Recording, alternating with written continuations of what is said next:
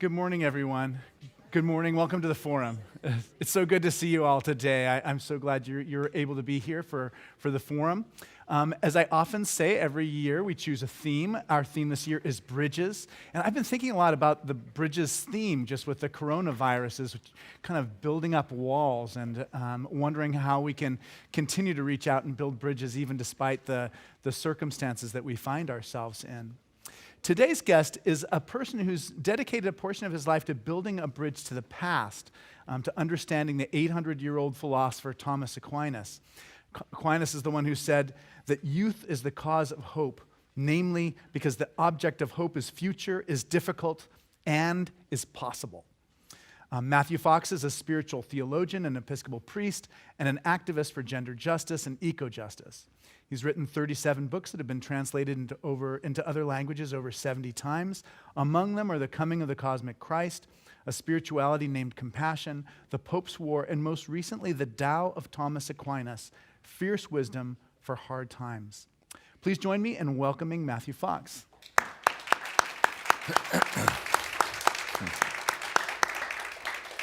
This morning, I went about all my bookshelves, taking down your books and Thomas Aquinas' books, and it was a stack like this. And I was going to bring them all down. I thought, I don't think we're going to need to look up anything in the Summa today. But I hope I was wrong about that. Well, I enjoyed reading your book too on Thoreau. Oh, that's very kind of you. Ago. That's very kind of you. Real important book. Yeah. When I see you as an adult, and as I've been following you during these last 30, 40 years. You have a very youthful style and presence. No matter how much older you get, you still have that a kind of playfulness in you. And I wonder if you could talk a little bit about just what you remember about playing as a child. When you were a child, what did you play at, and what are your recollections of that time? Well, I grew up in Madison, Wisconsin, which is, of course, a university town and also a capital city. And there's a lot of nature there. So there are 4 lakes within the boundaries of the city. And of course, we did a lot of playing. Of course, that was before global warming, so we had real winters in Wisconsin. Right. I remember one winter, the snow was so high, we had to go out the second floor window. That left an impression on me. That would. I was probably about 5 or so. But I grew up with 3 brothers and 3 sisters, so it was a big family. And we played a lot, and the door was always open, back in those days. And there were a lot of games. I was in the middle of the family, the neurotic middle, number 4. Yeah. So my older brothers and sister would have all these games and get all the neighborhood kids. And anyway, and of course there wasn't TV. In fact, when we finally got a TV, we were the last family on the block to have a TV. My mother was anti-TV. She said it would interfere with reading, and she felt reading was really important. I guess she was right. And she was right. When we did get it, we'd put it in the basement. Oh, yeah. So you had to have a real excuse to go watch TV in our house. But so we played, you played at night and everything. And so anyway, there was a lot of play in my upbringing, I think, and in nature especially. Yeah. But I guess it's just part of, it was one of the things Aquinas says. There's a chapter in this book, and he emphasizes how playing is a virtue, and fun is a virtue. And he says people who can't play are ungrateful boors. Yes. And no one wants them around anyway. They're no fun to be around. So how does play fit into the rest of his thought? I mean, why is play something that he mentions, and why is play important to Aquinas? Well, I think, and I know it's true to me, I think that playing with ideas is so important. Yeah. There's a big difference, unfortunately, between academia and intellectual life. Yeah. A lot of academia has lost its sense of play. And of course, part of that is I think the capitalist underpinnings. You always have to prove something. You always have to, and the Calvinist underpinnings. You have to prove your salvation or something. But Aquinas, I would certainly say that an intellectual life is about playing with ideas. And this can be very serious play.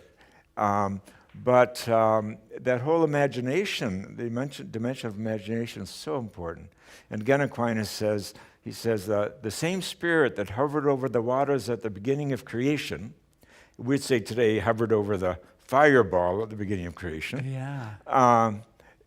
is alive in the mind of the artist at work. So in other words, the Holy Spirit that launched everything is alive and well as we work and as we give birth and as we create, and all this is play. Jung said there's no creativity without play and fantasy. Right. So a culture that does not repress creativity but encourages it has to be encouraging play. Yeah, I think it's connected to the Sabbath. I mean, the Sabbath kind of creates a space in our life. Absolutely, well said. You're right. The Sabbath is about play, and as you know, in the Jewish tradition, unfortunately, it hasn't crept into the Christian tradition awfully well. The Sabbath, you're supposed to do two things on the Sabbath. One is to read the Song of Songs, and the other is to make love. Yeah.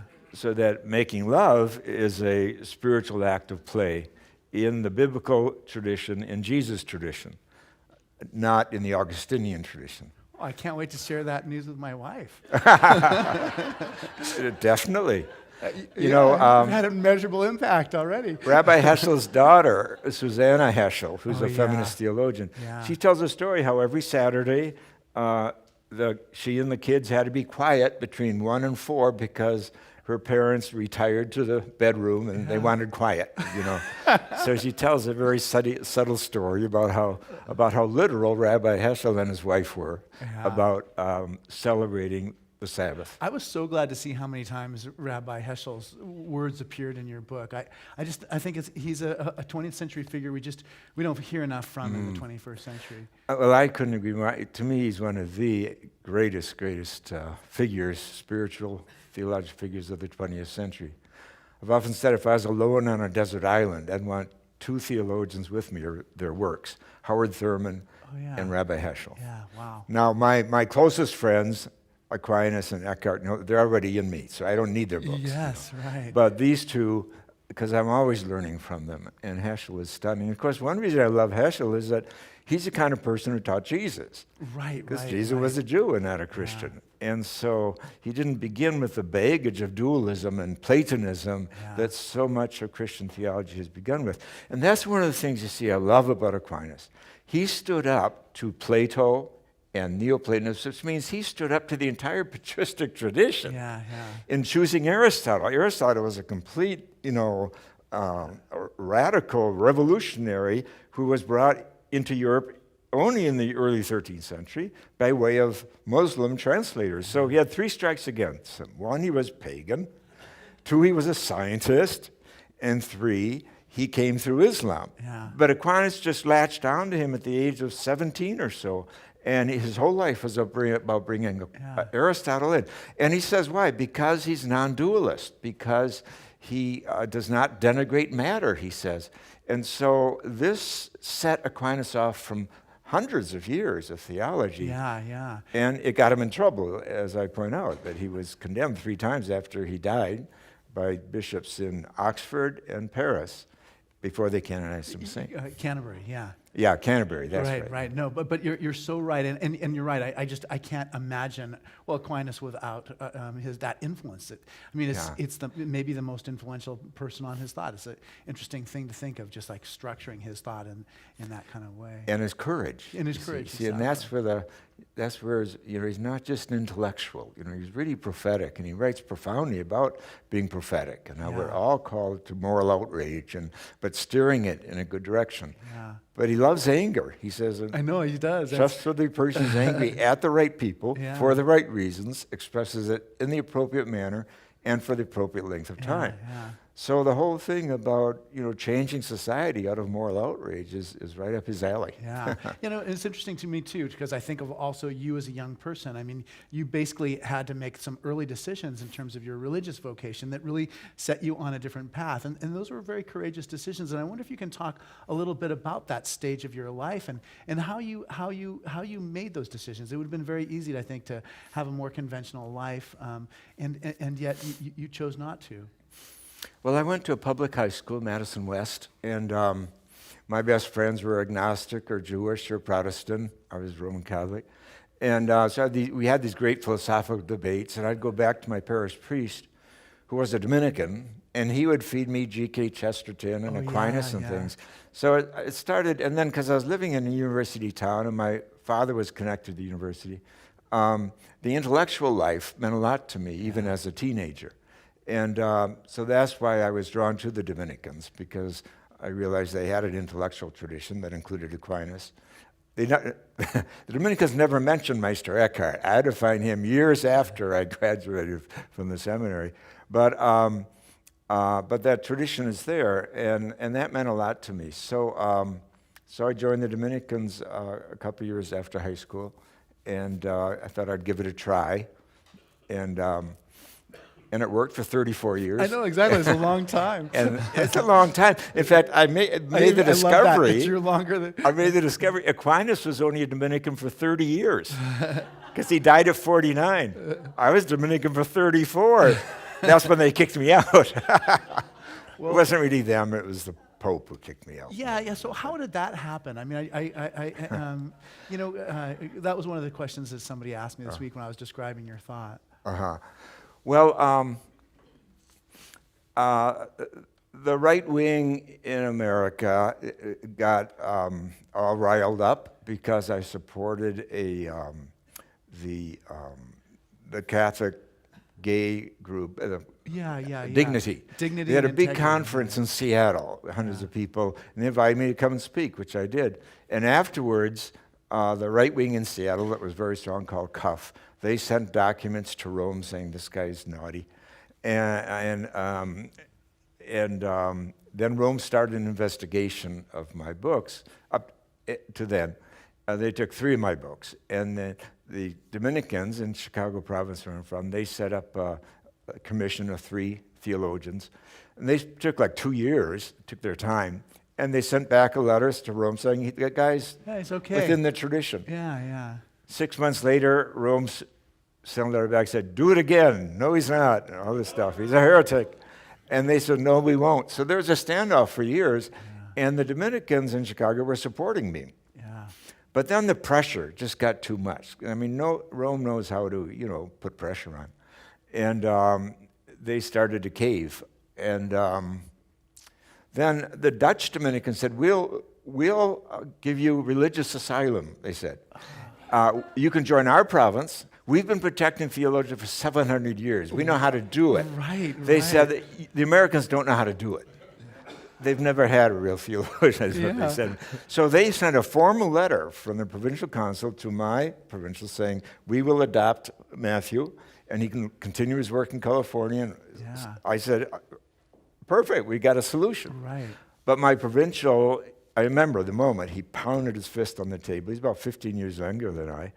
And he said, I don't want you in any order in the world. And in any province in the world. Yeah. So that was my goose was cooked, because the rules are you have to get permission from your previous province to join a new province. Right. So that's when I got booted. And that's when the Episcopal Church welcomed me. Bishop Swing welcomed me, and I'm grateful for that. Yeah. In fact, it was right in this space that we had the planetary mass. We brought I over. wanted to ask you about that. I mean, maybe you could tell us a bit about the beginning of those planetary masses and just kind of like what the future is for those. Well, I wrote my book right around that time called The Reinvention of Work, which was well timed. I didn't know I'd be looking for work after 34 years. And the last chapter was on reinventing ritual. And 2 weeks after I handed the book in to Harper here, this group from Sheffield, England, of young 20-somethings in the Anglican Church came to see me at a conference in Seattle.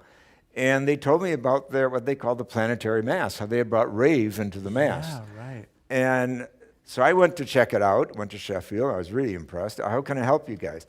Well, they said, if you became an Episcopal priest, that would be great. You could run interference. Yeah. And I said, well, I'll think it over. So I did, and I prayed about it, and then I went to Bishop Swing here and told him I wanted to work with young people to reinvent forms of worship, and he said, go for it. So then I got Anita Roddick to put up money to bring 35 of these young people here to this space, the basement, and they put on what they called the planetary mass. And Jerry Garcia was there, I remember, and some others, and it made the front page of the Chronicle, I think. And then...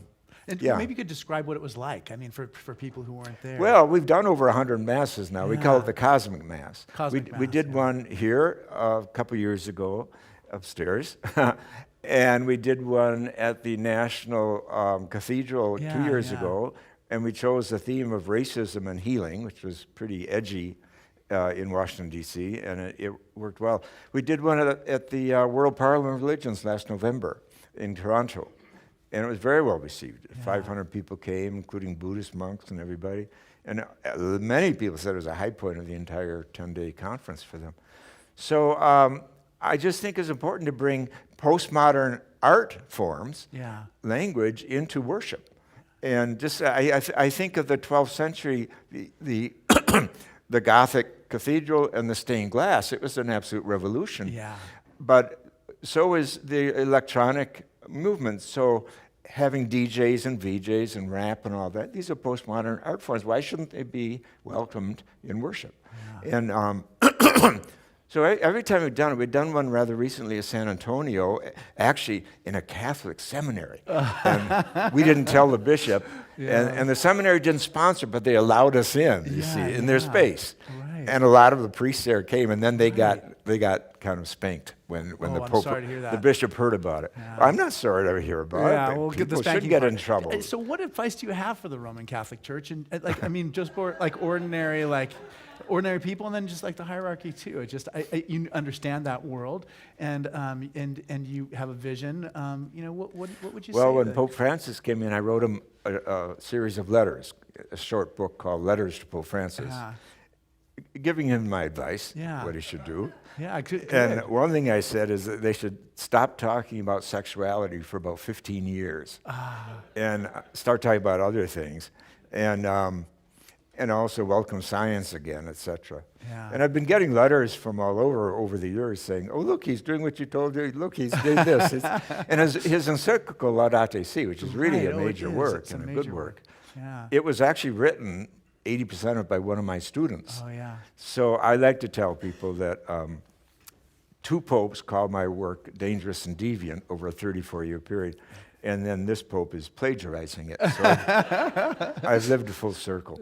That is the. But I think the church has to die in its present form. You asked me what it does, and I think it is. I don't think it. I think it has to die in its present form. There's a lot of treasures there, but we have to recycle them, and we have to sort out the gross and the dross, and the wheat from the chaff. And I think it's happening. I mean, the number of young people who are not signing up, if you will. So I think we have to put spirituality first, which is really an effort to precise what the real message and practice of Jesus is. Yeah. And I think all the churches, I mean, it's not just the Catholic Church that's losing numbers, but they're all overgrown, kind of, and we have to get down to the essence. And that's what I love about this book, frankly, that Aquinas, I pull out 30, each chapter is a sentence from Aquinas, the title is, 31 of them. And each sentence, I think, just really gets into the heart of the matter of What's what your Christianity favorite is about. sentence Of these them all? 31? Yeah. Oh, Or what's the I one was that's looking them occurring to over you? before this morning. It's good to like. Every one turns me on. I know. But I was excited that you opened this morning quoting from the very first one. Yeah. The first sentence is, "The experience of God should not be restricted to the few or to the old." Yeah. And within that chapter, then, I talk about what Aquinas says about the young. And you caught it exactly, those three things. That the young, they aren't deterred by big projects. They have lots of hope in them. And there's lots of enthusiasm. He even says the enthusiasm of the young is paralleled by drunken people. Yeah, right, exactly. I really like that. That the young still know how to get high and have visions. And of course, that's Pentecost. That's Joel, the prophet Joel, that the young shall have visions and the old shall dream dreams. So to bring the young and old together, the intergenerational wisdom is so important today. But I mean, I went through that list this morning and I couldn't say what was my favorite. I love them all. Funny. Yeah. Here's a good one. It became the title of my book on Oh yeah, right. on evil. Aquinas says of the Spirit are far more grave than sins of the flesh. Yeah.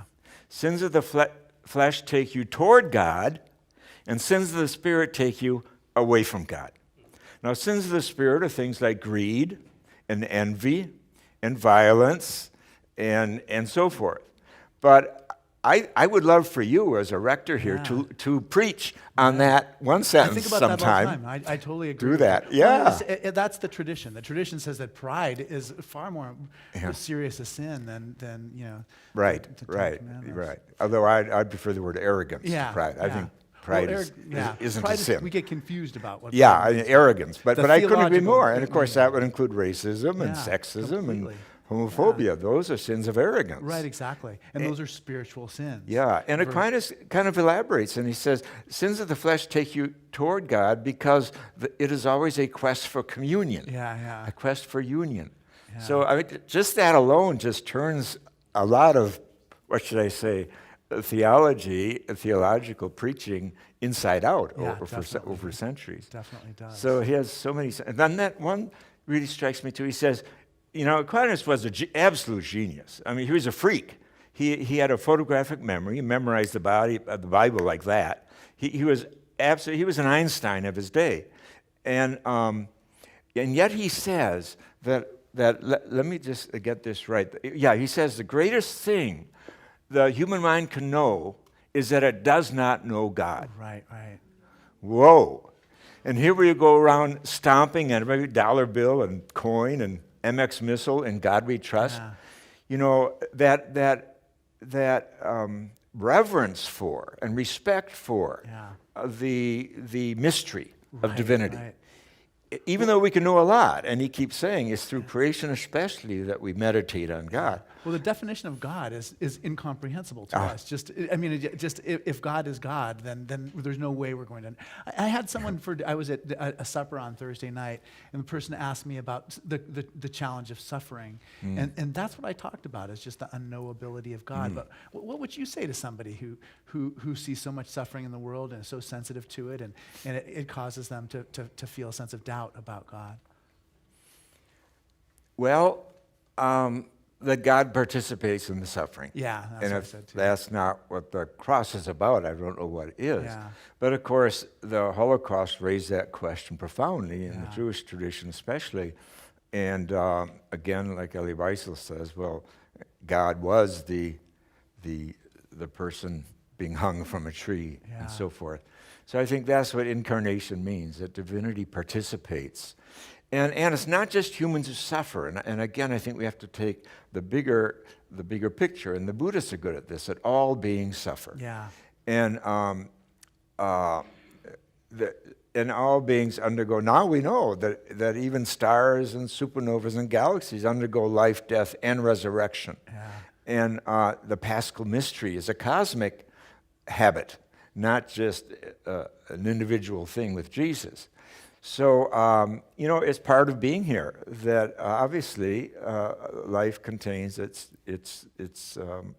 suffering. Yeah. But the joy is greater. Rabbi Zalman Schachtner used to say, there's more good than evil in the world, but not by much. Yeah, exactly. Which is very Jewish and very practical and realistic. So you have to work at the good part. Right. And Aquinas is so good at that. I mean, he's always talking about goodness. In fact, he has the phrase original goodness. And I got condemned for my phrase original blessing, which is the same thing. And by the way, that's the book that freaked out Rome the most, because they're really invested in original sin. Yeah.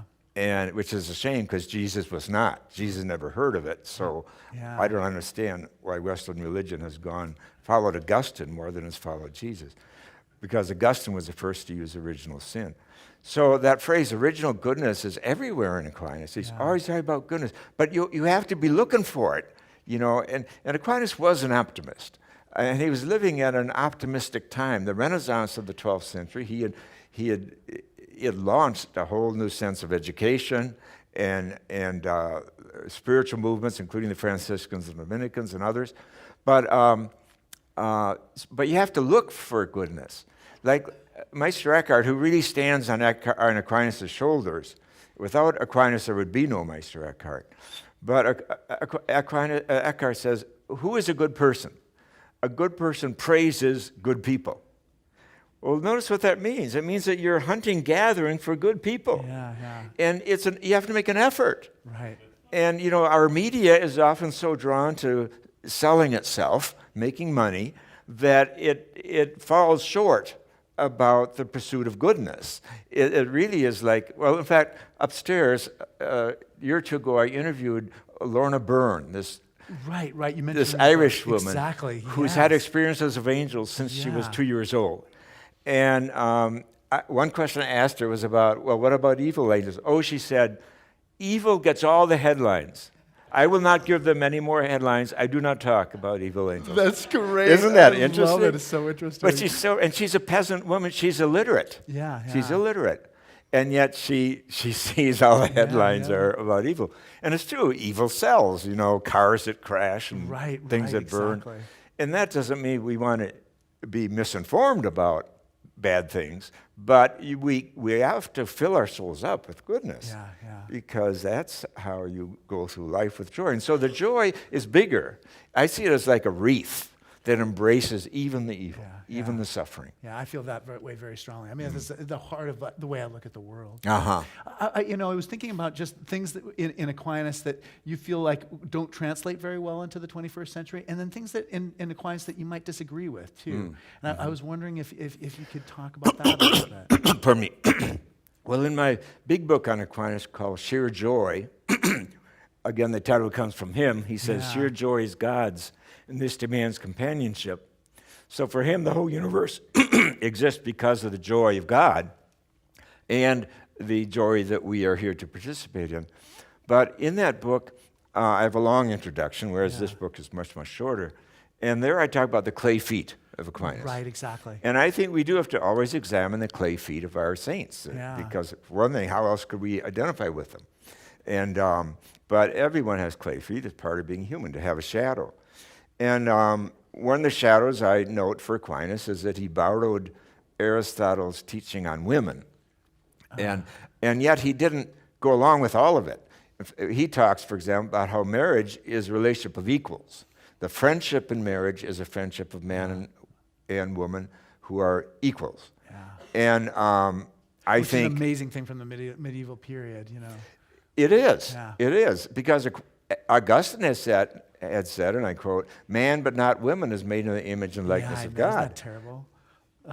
There's so Aquinas says man and women are made in the image and likeness of God. But furthermore, Aquinas is a proto-feminist, that's what I call him, because he's non-dualistic. And Rosemary Ruther, the feminist theologian, says that's the essence of feminism, is non-dualism. And that's why Aquinas chose Aristotle over Plato, and he tells us, because there's this non-dualism. And for example, Augustine defines spirit as whatever is not matter. What? You can't get more dualistic than that. Aquinas throws that out. It says spirit is the elan, the vitality in everything.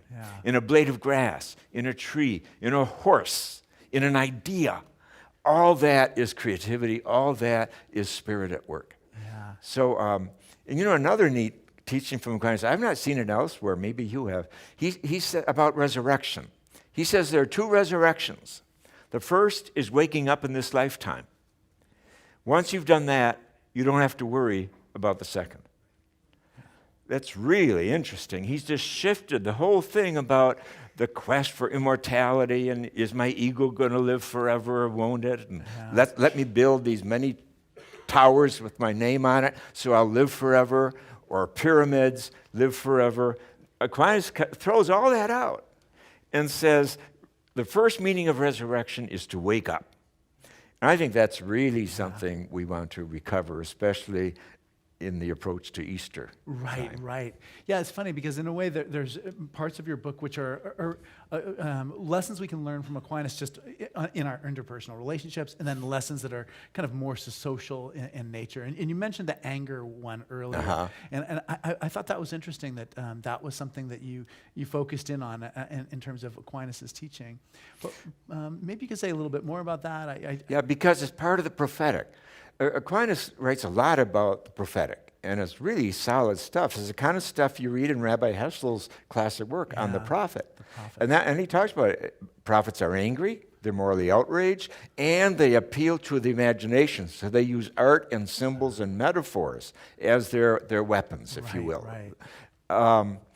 But you know, Aquinas is also hugely big on the cosmos. There's a wonderful sentence. He says, he takes the line from the psalmist who says, they should get drunk on the plenty of thy house. And Aquinas says, they should get drunk on the plenty of thy house, that is the universe. That we're here to get drunk on the universe. And Aquinas says, the greatest thing about the human person is this, that we are capable of understanding the cosmos. And he says, Revelation comes in 2 volumes, nature and the Bible. So he absolutely resists the fundamentalist notion that the Bible book is the only Bible, or that it's the holy book.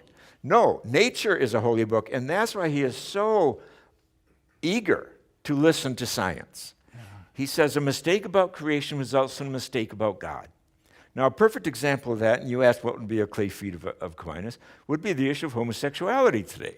It was settled by science in the 1970s that a certain percentage of human beings are going to be gay or lesbian, and that's how it is, roughly 8%. So it's science. It's a Copernicus struggle of today. Right. That it's like religion. A lot of religion has not learned the lesson from the Galileo case, that religion thought it knew more than science about the universe. Now we think, some religious people think they know more about science than psychologists do about the nature of a sexual minority. And so I think Aquinas would, of course, have flipped entirely on this because he listens to science, where he's living today. Whereas he went along with the homophobia of his time, that it was, quote, unnatural. Yeah. Now we've counted 464 other species with gay and lesbian populations. So it's not unnatural. Right. It would be unnatural to a heterosexual, but it's not unnatural for a homosexual or a bisexual. Yeah. So his love of science and his insistence that we develop, this is pre-modern thinking. Yeah. This is not just Aquinas, it's indigenous thinking too. You begin with the cosmos, not with the human. That's what the modern age did, and that was a big mistake, that we begin with the human. And so we begin so easily with sin. Only humans sin. Why begin with sin? Yeah. Begin with the universe. Even the Bible, Genesis, doesn't begin with sin. It doesn't begin with humans. Humans are latecomers. We're the last. Yeah. Which is evolution's story too. Yeah, that's one of your big points too. Is just that the universe should be our point of focus, not the individual human being. But Aquinas says that time and again. Yeah. And when he's talking about evil, he says that. He says, for a lion killing the lamb is hard on the lamb, but it's real good for the lion. Yeah. And so you got to kind of step back and see the big picture. Right. Lambs go on, the sheep species goes on, and the lion species goes on. Yeah. And you get the bigger picture. So what's evil to one may not be evil to the other. And he said the same holds for human beings. He says we step back and see the bigger picture, and our own suffering finds a context. Yeah, and I think so much about climate change and what a pressing issue it is for us. And I wonder what resources you see in Aquinas that help us to conceptualize that in a different way. Well, first of all, I just love this one. He says, redemption first and primarily means this, to preserve things in the good. Yeah. And he uses that sentence numerous times in his writings.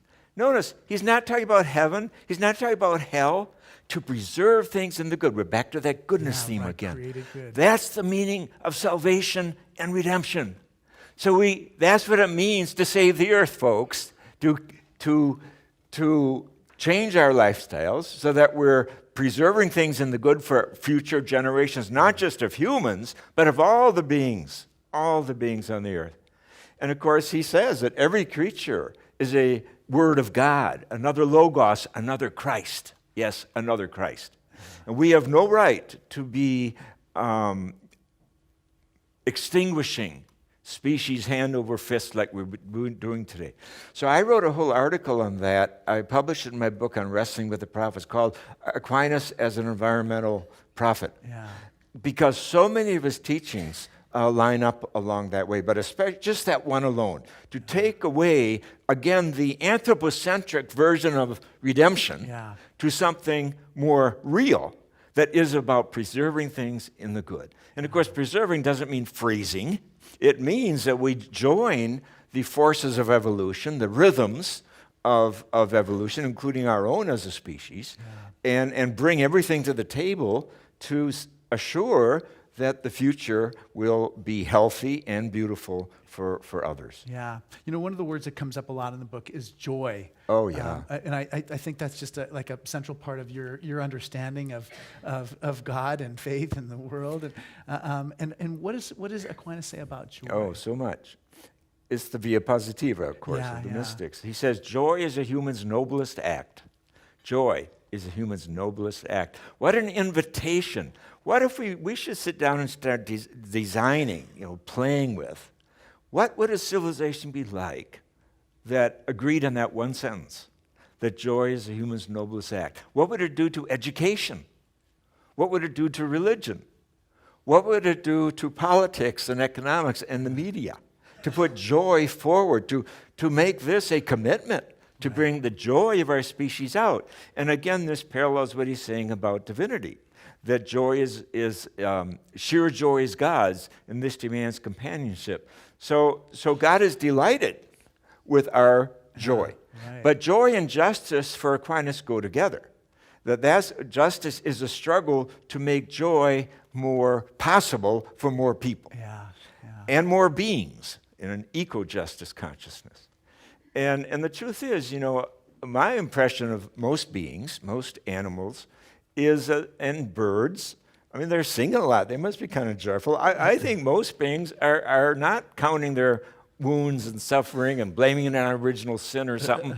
I think they're here to be joyful. I know my dog is. Yeah, exactly. And I was surfing with 2 dolphins this week. They just seemed so happy. Surfing with 2 dolphins, how exotic. Surfing and the dolphins came along. They were like so close together, just like in such a beautiful alignment. And I mean, basically, they were surfing the undersides of the waves. Wow. I mean, they were rejoicing. And That's great. Well, I'm glad to hear that both they and you were rejoicing. Yeah, joy is everything for Aquinas. Yeah. One of our biggest problems in America, I think, it just is racism. And I wonder what resources for addressing racism in America you see in Aquinas, or is it not helpful in that department? No, it certainly is. Even his understanding of the prophetic, you see, as interfering with injustice. And being angry, tap into your moral outrage about it and do something creative about it. No, his teachings, I think, really feed an authentically democratic view of the world. Yeah. And even the very first one, the one about the experience of God, is not restricted to the few or to the old, or, if you will, to the powerful or the less powerful. Right. And that we're all empowered by the Holy Spirit. And he says that leadership is a gift of the Holy Spirit, and it's there for all of us to participate in. So absolutely, he would name racism, were he alive today, certainly, as one of these sins against the Holy Spirit, and a sin of arrogance, that one race thinks is superior to another, or one gender, etc. I think he would be part of all these movements today in recognizing, as he says, God is justice. Yeah. And the quest for justice is a quest for God. In fact, there's a wonderful line here that is the title of one of the chapters where he says, the proper objects of the heart are truth and justice. The proper objects of the heart are truth and justice. Well, you'd think that would be in mind or something, but no, the heart. And in this, he's very Jewish, because it's true. The Jewish people put the intellect not in the brain, but in the heart. And that's where Aquinas is, too. But then he has another chapter called The Vision of God is Arrived at Through Justice. I just love that. That is so celebrating the via transformativa. That it's not just a moral thing to work for justice. It's a vision of God. When you're on the front lines for justice, when you're resisting racism or sexism or economic oppression or the rest, or eco-oppression, that itself is a vision of God. Yeah. All our visions of God are not about sitting in sweet contemplative places. They also happen when you're on the front lines, when you're in a struggle, when you go to jail. In fact, I point out, this book is primarily, I wrote it for activists. I call it a handbook for a spiritual handbook for activists that you can take to jail with you. You know, Martin Luther King Jr., when he wrote his famous Birmingham letter from jail, he quotes Aquinas about conscience and about justice. So, and I have that in there, needless to say. Very important that King learned something from, from Aquinas about social justice. And we all can learn from that. Yeah, definitely. One of our traditions here at the Forum is we take questions on note cards, and Rebecca collects the questions and then brings them up for me. You know, I keep thinking about this question, and I would. This is what I've been dying to ask you: is, you know, if Aquinas would appear in the 21st century, and you had a chance to take him around for a week, what do you think his impressions of this all would be, and what would you want to show him after all these years? What do you? That's a fun question. Maybe I'd invite him to go dolphin hunting with you, surfing with the dolphins. But I think he would be absolutely ecstatic, out of his mind with today's science. Yeah, I do too. With what we're learning about the cosmos, the universe today, he would just flip, because that was his absolute number one passion. In fact, in my big book, Sheer Joy in Aquinas, I have an appendix, which is his commentary on, I think it's Euclid's version of the planetary movement and all this. I don't understand it. It goes on for about 8 pages, and I don't pretend to understand it. But what's exciting about it to me is he's in there with the nitty-gritty, arguing with the scientists and showing what the scientists are saying, trying to Sheer joy.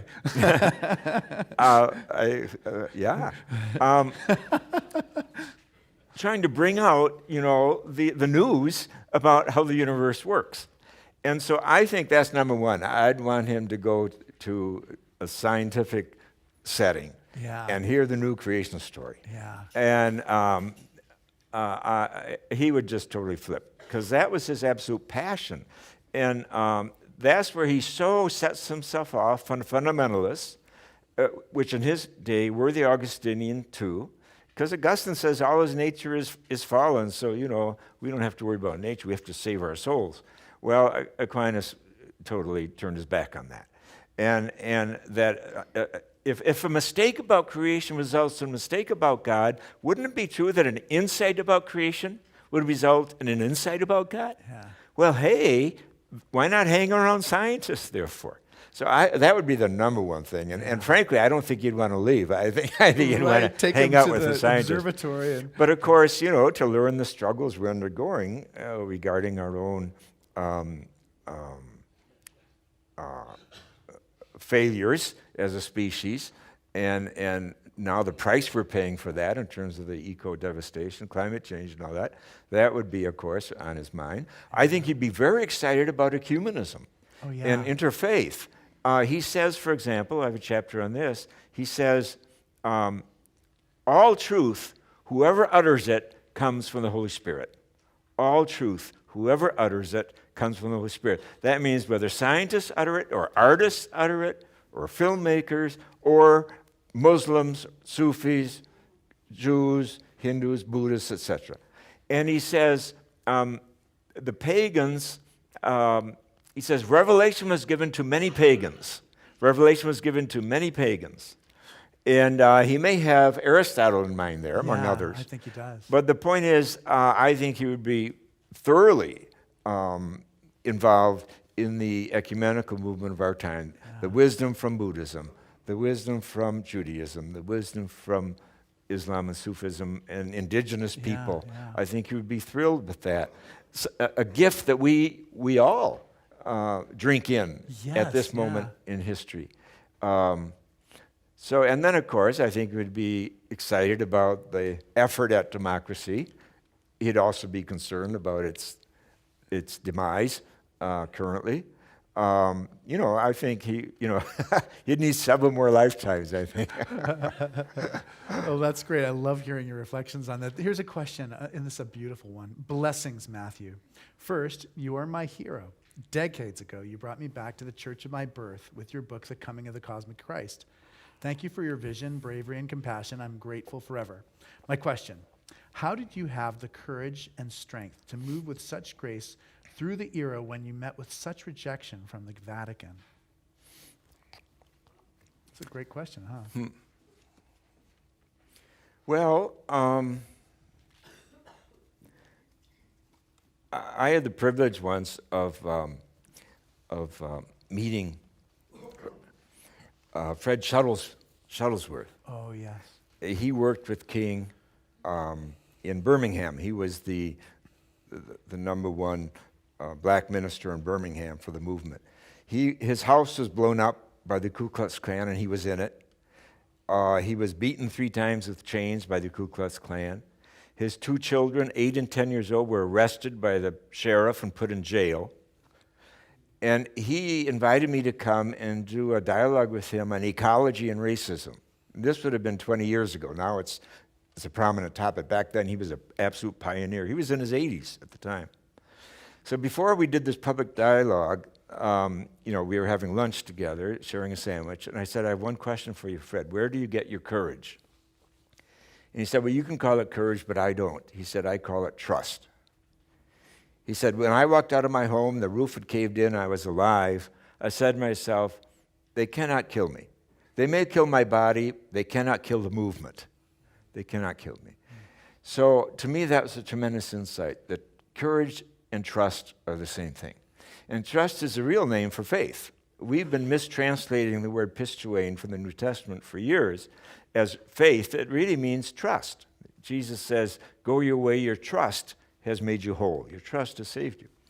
So I think I had trust, that's all, in my vocation, and in the truth of what I was talking about, like original blessing. Yeah.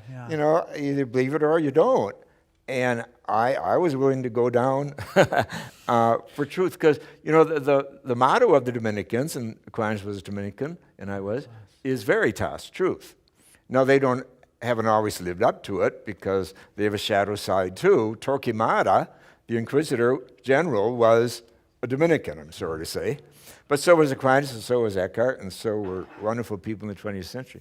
So anyway, I trusted in the truth that I was discovering. And if it rattled a few gilded cages, that's their problem, not mine. So I believe in truth. And I think I got that strength from my parents, too, and especially my mother, that, she said, you got to stand up for what you think is true. That's great. How has the new emphasis on quantum thinking changed your concept of the physics of angels? I was going to ask questions about this. And with regard to the cosmos of Aquinas, the physics of angels is something that this person's interested in. Well, of course, Rupert Sheldrake and I, the British scientist, wrote a book called The Physics of Angels. So I presume that relates to that book. There is a chapter here on Aquinas and angels. The sentence from Aquinas is, angels carry thoughts from prophets to prophet. I think that's a wonderful image. I get the image of a bee carrying nectar from flower to flower. But Aquinas has a lot to say about angels, and in our book on the physics of angels, there's a whole section on Aquinas' teaching. And one thing he says is that angels cannot help but love, and that they're these supremely intelligent beings, but they learn only through intuition. They don't have to go to school or write books or read them or anything.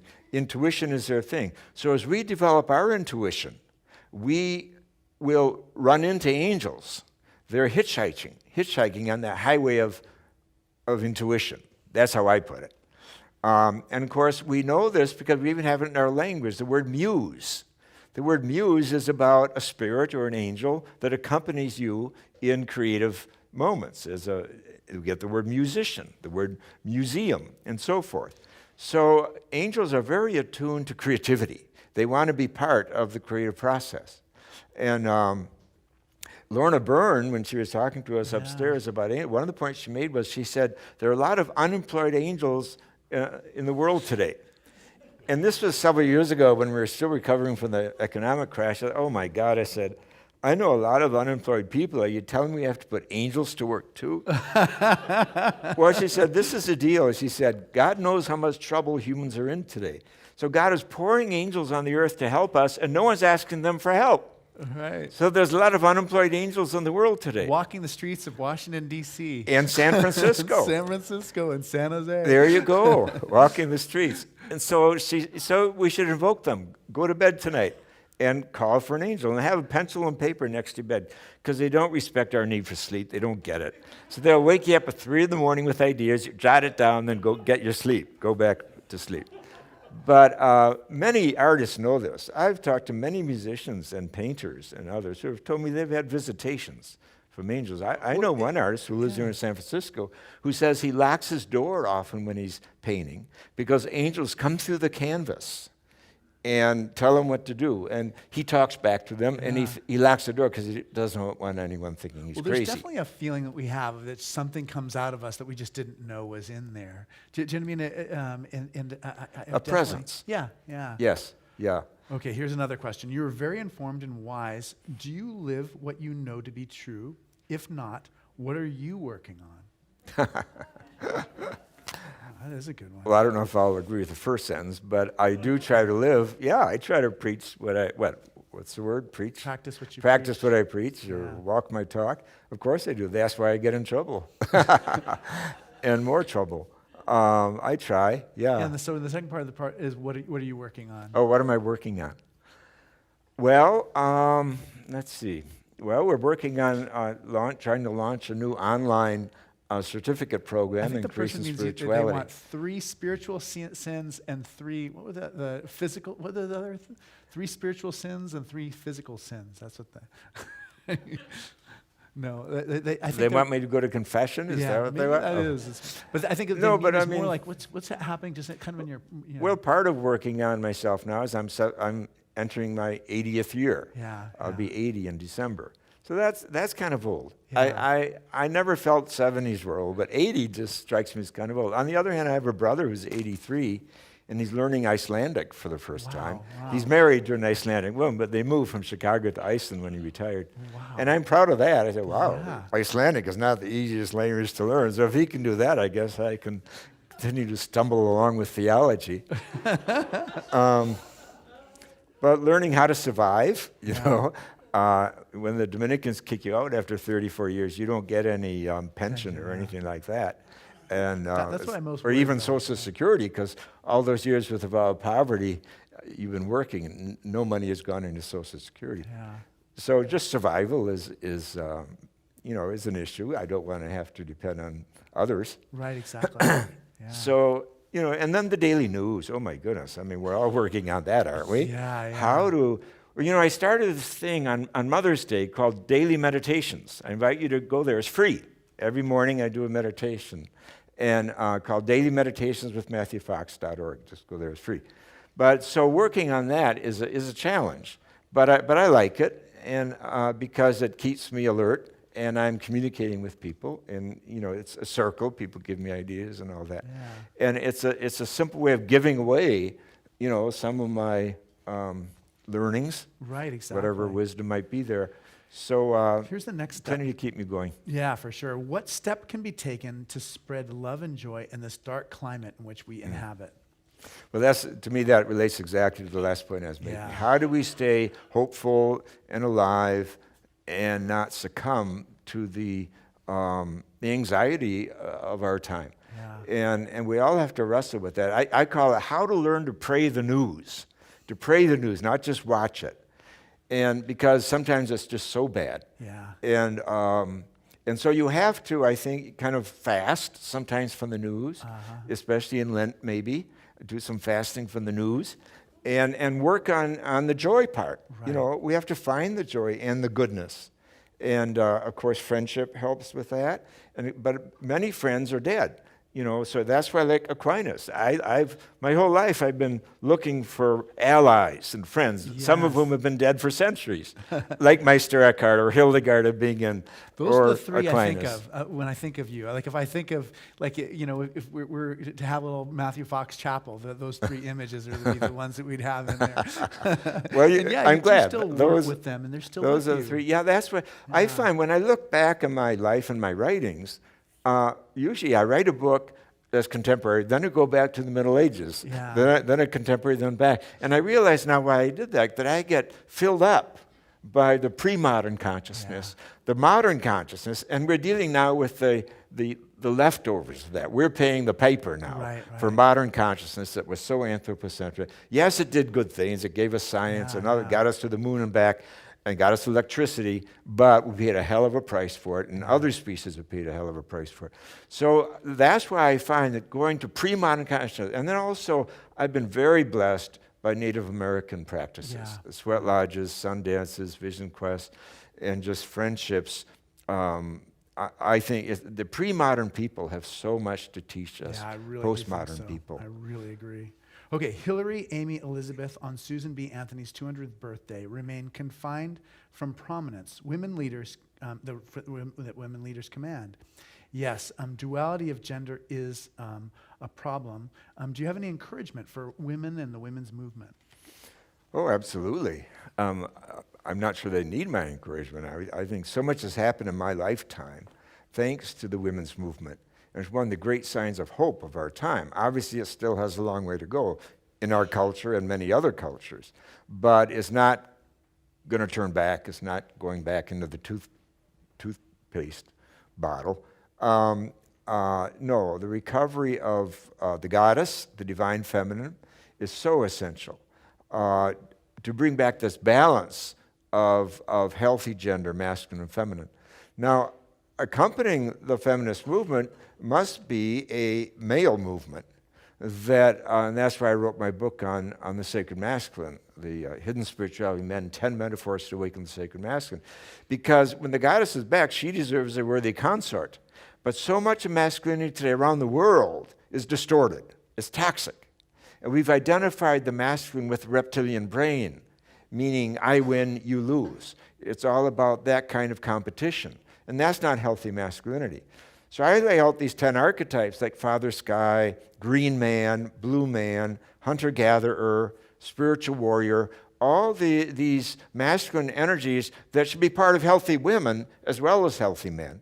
Just like the goddess is not just about women. Every man wants to open up to the divine feminine too and find the energies there that are more identified with the feminine. And even God talk. We have to get back to a balance of the masculine and the feminine in our imagery about divinity too. Yeah, that's really true. Yeah. Would you address the inheritance of St. Thomas? How did he become ossified as the founder of scholasticism, the quote-unquote founder of scholasticism? Well, pray that they never canonize you. Do things in your life to make sure they never canonize you, because it doesn't always work out well. But that's a really good question. That he was used as a orthodox cudgel to beat people up with, and that was, of course, the narrow version of Thomism. I point out in the introduction, it's time to rescue Aquinas from Thomism, Jesus from Christianity, and St. Francis from the bird bath. We're living that. That's why the subtitle of the book is Fierce Wisdom for Hard Times. We're living in hard times, and we need the substance of a person like Aquinas. That's what we need. Activists need someone of that substance. But to get to him, you have to be willing to throw out Thomism. Just like to get at Jesus, you sometimes have to be willing to throw out a lot of Christianity. And to get at Francis, to throw out the bird bath, sentimentalizing of him. Francis was one tough dude. And he was smart. Do you know when he did not, his order that he started, he did not want his brothers to be priests.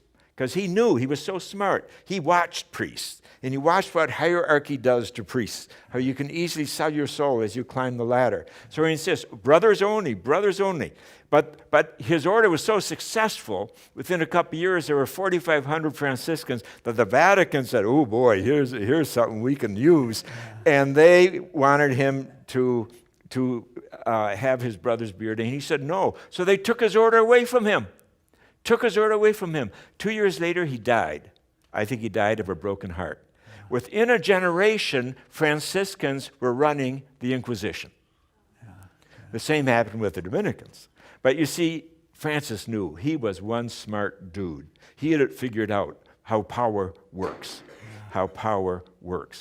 And so we have to learn these lessons that people like Francis, we cannot afford to sentimentalize them. Same with Aquinas. And just making him into this scholastic binary, truth, falsehood. No, he was an absolute curious scientist. And that's why when I did my work on Aquinas, first my big book, Sheer Joy, and then here, I translated all his works that had never been in English before, or German, or French, or even Italian. And these are his biblical commentaries, most of them, which are not scholastic. They're much less, his mind is much freer in roaming through the scriptures and so forth. His commentaries on Lamentations, on Job, on Ezekiel, on Jeremiah, and Isaiah, and so forth. Wonderful stuff. And that stuff is left out by all these people who want to make an orthodox cudgel out of him. Yeah, we just never hear about it. Yeah. But remember, too, the scholasticism was a very radical new thing from Islam in Aquinas' day. It overturned the entire educational system of the patristic inheritance, because all that was about quoting authors from the past, dead people, and just citing them. Whereas scholasticism opened the door to science, because scholasticism was essentially about prove it. Right. Prove it to me. It was about logic and proof. Well, empiricism. And empiricism, absolutely. And the real historians of science will acknowledge that. The scholasticism was a first step to science. Then, of course, it got frozen and rigid, and when religion got that way. That's what we see too. And that's what we remember it as. It's been such a pleasure having you. I hate to stop because I still have like another 17 questions for you. Well, I love your questions. But I guess the very last creative. question I would have, just to kind of close things up. We started off talking about younger people. I'm talking about you as a young person, your recollections and the courageous decisions you made that put you on this path. Like, what advice would you give to young people now in this time of tension and conflict and pessimism? Pick up Aquinas. All right. That's I mean great. it. That's why I wrote this book. There's a beautiful sentence right in the front of the book from Aquinas. He says, what does he say? Wisdom, I'm going to get it right. I underlined everything in there, so if you find anything. There it is. Wisdom is able to direct us not only in contemplation, but also in action. Not only in contemplation, but also in action. And remember that wisdom is feminine. She's feminine in the Bible, Chokmah in Hebrew, Sophia in Greek, and she's also feminine around the world. So that's part of every young person's world today, is bringing in, seek wisdom, not just knowledge. Knowledge can be stored in a computer. Wisdom is something deeper. We've increased in knowledge like this, but in wisdom, we have not grown that much. So draw on the wise figures, our ancestors, who are knocking on our hearts because they want to help us today. And Aquinas is one of the absolute greatest of them in the West, without question. So, that's why I wrote the book. Yeah. For young people. And the angels helped. And the angels helped, I hope. Yeah, I think so, yeah. I'm so grateful for you coming. Thank you, Malcolm. Next week, we're going to be having as our guest Dr. Hatem Bazian, the co-founder and professor of Islamic law and theology at Zaytuna College, the first accredited Muslim liberal arts college in the United States. We'll be talking about Palestine, Palestinians, and Islam. You're welcome to stay for Choral Eucharist upstairs afterwards. We also would be delighted if we could have your support on your way out. We need your financial support too. And Matthew will be signing books and selling books, and he's got other books other than just the Tao of Thomas, and so there's plenty of new things to discover and explore. But thank you so much for being here. We're so grateful that you made time for this. Well, thank you for making time for me.